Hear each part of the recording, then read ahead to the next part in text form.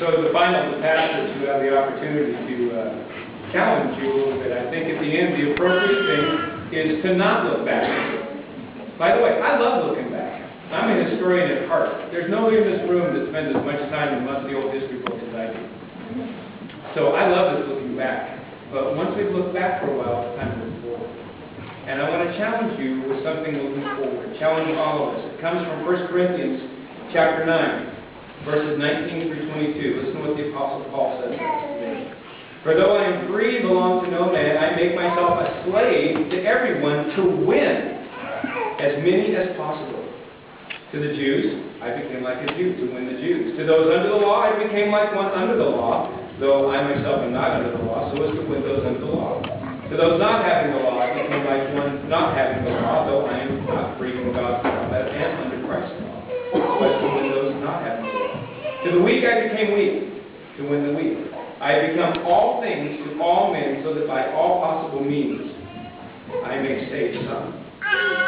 I share that word with us this morning to say this.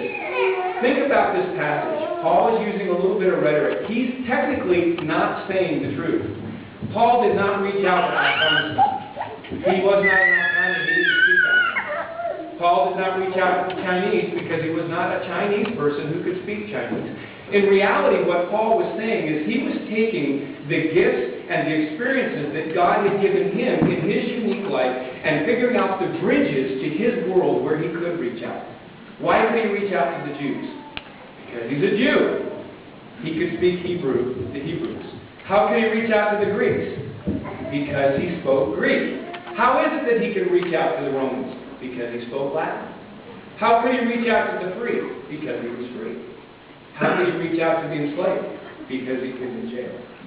In other words, what he had experienced and what he challenges us with is what are the unique experiences that God has built into our lives that we can turn outward now and say, where can I build bridges to my community in order to use my experience so that by means of God's grace and grace, anybody might be saved. You are, and I am, the International Church of Lucerne.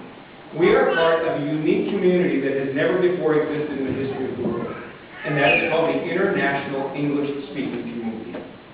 I encountered that community when I was over here. This is what the International English-Speaking Community is. It's a group of people who have, for some significant portion of their lives, lived outside their passport country.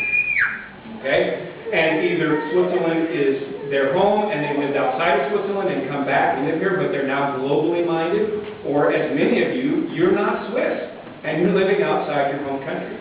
They are people with global experiences now who maybe love their home country and love some of their customs, but now they see the world on a global level. They either speak English as their native language, or it's a language they've learned along the way because it's the language that got them where they were. And they have a system of values, and they have a series of scars and wounds that are unique to them. Now, how many people here fit the international community? Raise your hand. You are the international community. And when I was in Lucerne, I encountered the international community in these places.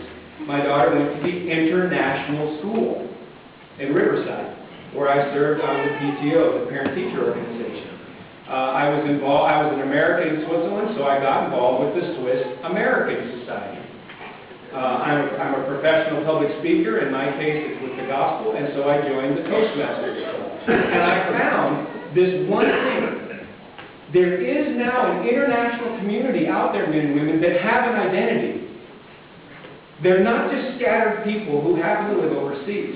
They view themselves as a community. They have their own schools. They have their own social clubs, they have their own civic organizations, and they have their own churches. And as I rubbed elbows with the international community when I was here, I found out two things about the international community. One, most of them do not believe in the gospel of Jesus Christ.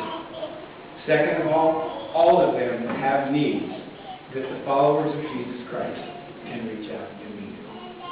And the challenge I have to you, and the challenge I have to me, is that it is not enough for us to come to an international church because we can find an English-speaking community with an English-style worship so that we can feel comfortable. That's part of it, isn't it? And praise God for that. That is part of it. No apologies for that. But that's only half the equation. Whatever country you come from, whether it's Switzerland or somewhere else, the vast majority of us in here are now forever part of this thing called the international community. And it's time to gain a strategy for reaching out to the international community. We are uniquely equipped to reach the international community the way Paul was uniquely equipped. He was Jews because he was Jewish, Romans because he was a Roman citizen, free because he was a free man, the slaves because he'd been in jail. And it's time for us to start to devote ourselves to the time and the strategy necessary to reach out to the international community because we're the ones to do it. Are we in 2 Bible studies a week? Maybe we need to be in one. And go join a civic community somewhere, the international community, and build relationships. Do we go to 2 worship services a week? Maybe we need to go to 1. And in that time we spend in the second worship service, maybe we need to go become a member of one of these international communities where we can start to love and build relationships. It's not enough for us just to hold on to each other. We have to go out. Otherwise, we are not true to our name. We are only an international church in the sense that we're hanging on to each other, not in the sense that we're reaching out to the international community. If we don't do that, we're not true to our experience. God has given us a unique experience of being international, global people. If we don't reach out, we're not being true to that experience God has given us. And if we don't do that, we're not being true to the call of Jesus Christ. So praise God for what God has done here in the last 30 years. And now let's look forward and figure out how the unique powers and abilities of the international church can reach out to the international community.